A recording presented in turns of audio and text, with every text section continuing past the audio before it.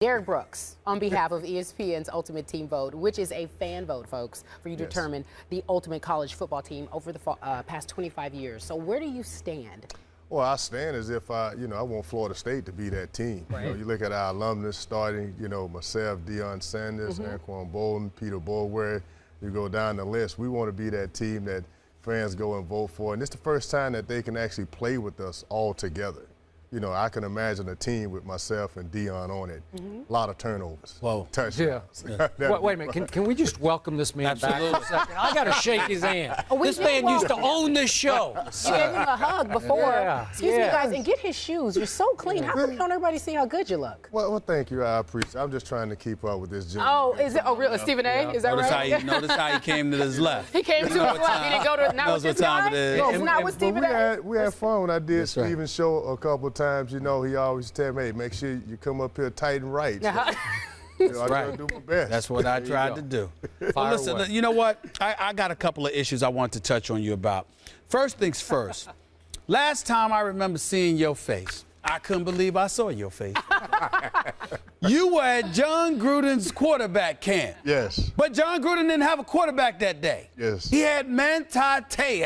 And you were sitting there giving this dude advice. Because obviously he was the victim of a hoax. Why do you say that so sarcastically? Whatever, y'all. Whatever. I'm not even going there. What I'm trying to figure out is, the advice that you gave him about how he's going to need to handle himself in the locker room. I'd like you to reiterate that point. Yes. And why you felt the need to do so. Well, the first off with this young man is I told him if you can't make light of this situation and yourself, you're going to have problems because guess what? Everybody else is. You got to be the butt of your own joke, for lack of a better word. And to me, laughter and humor, that's the biggest icebreaker in a locker room because we all can make fun of ourselves. And I gave him examples of me. I said, hey, here I am, the height of my career. And Coach Gruden will come in there, he'll put a play on where I failed in practice. Or I did this or I did that. So humor is my bigger point to him. That's the biggest icebreaker in a locker room. I say and embrace the situation as your past. If guys want to talk about it, make fun of it and move on. I say, but the quickest way it's going to happen is for you to make football plays. And for him to go to San Diego and play for my former linebacker coach, Joe Barry. To me, that was, I ain't gonna say icing on the cake, but that's a step in the right direction when it comes to coaching this kid. But see, here's my thing with you. From a football perspective, here's the thing, Derrick. You sit up there and you're like, okay, he's going to San Diego Chargers. I get that. They've been struggling. I'm not a believer in that squad, not yet. But who's to say he's going to get playing time? You're right. Because to me, yeah, he's got to make plays. But in order to make plays, he's going to have to be on the field to do it. So if he ain't on the field to do it, then that means he's going to really, really be a brunt of jokes because you're not making plays. Right. Which means that you have nothing to distract attention away from the hoax. Right, and that's why, I kept going back to, and even off camera, I talked about that. This is how important this is because don't expect for you to come in here one day and this not come up. You can't get tired of hearing about this in a locker room. That's a very sacred place that things are going to be said, and some people probably say something to tick you off. So you better have some tough skin, spray it on every single day because that's what's going to happen. So all I was trying to do was prepare him for it. And I gave him situations in our locker room that, dealing with players, and we made fun of it, but at the end of the day, we moved on. But in his case, I said, hey, it's going to be there every single day, and you got to look forward to embracing it. And then we moved on to the football things because, like you, I saw some things on tape that he can work on and get better at, and obviously he's going to have to earn his football playing time on the field. Allow me to say, along these same lines, this is a good man, Sidney. Yes, he is. Allow me to say that for those viewers who don't know, Derrick has dedicated much of his life to helping build the lives of a lot of kids around your area in Tampa, start a charter school there, doing it the right way. Yes, sir. So I ask you, bigger picture, rarely a day passes that we don't read about another football player in trouble, college player, pro player. Your big picture concerns about that? I think first and foremost I am concerned. And, you know, for guys that are doing it the correct way, over 1,800 players in the NFL, and you're only going to hear about 2 or 3. Well, that other 1,800, 1,700 players got a story that are doing it right, and we need to focus, you know, more on that. And it even kind of bring me out of my shell a little bit. And I share this with Warwick Dunn as well, because another good man. Yes, the things that we do. No, I don't want everyone knowing about it. That's not anything to do with it, because we're going to see a need and attack the need. But it brings me from behind my curtain when situations arise that we do have to tell a story.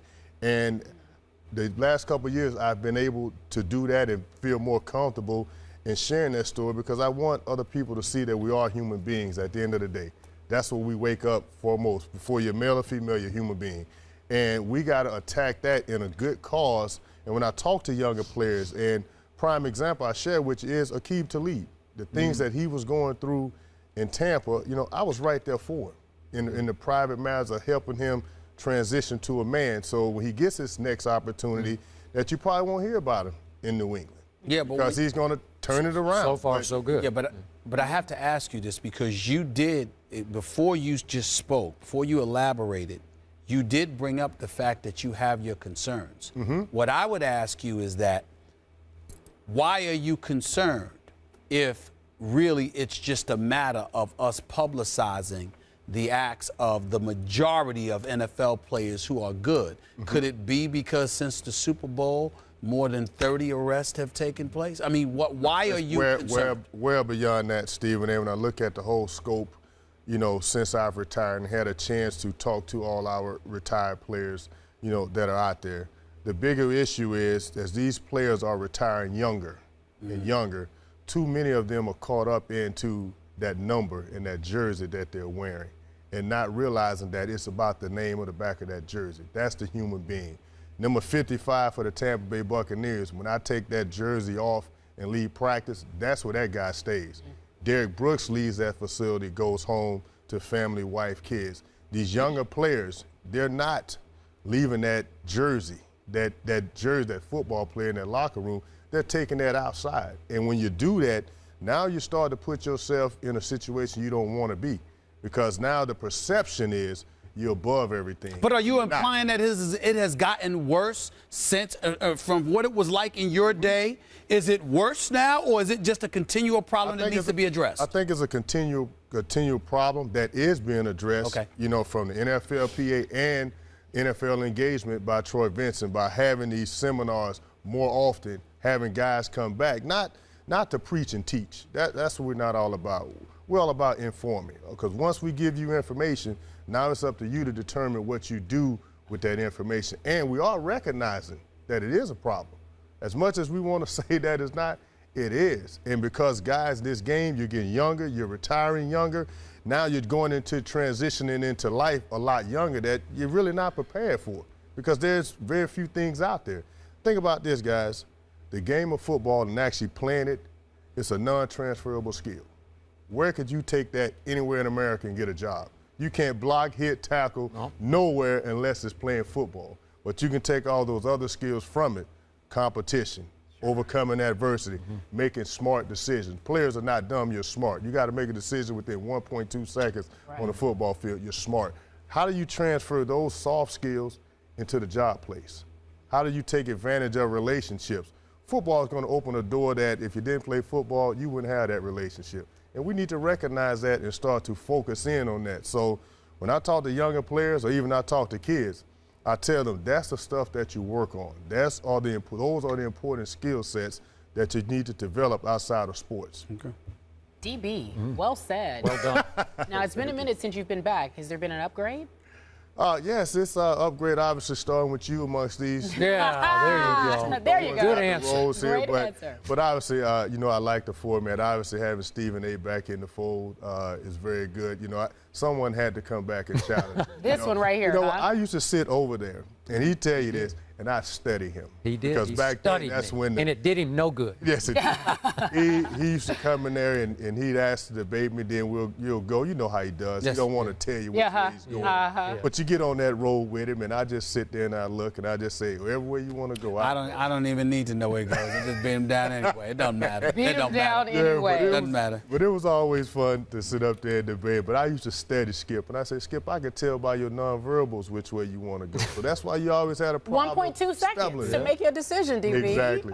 Thank you so much for joining us. Well, ESPN's Ultimate Team Vote. Folks can vote for you at ESPN.com. Yes.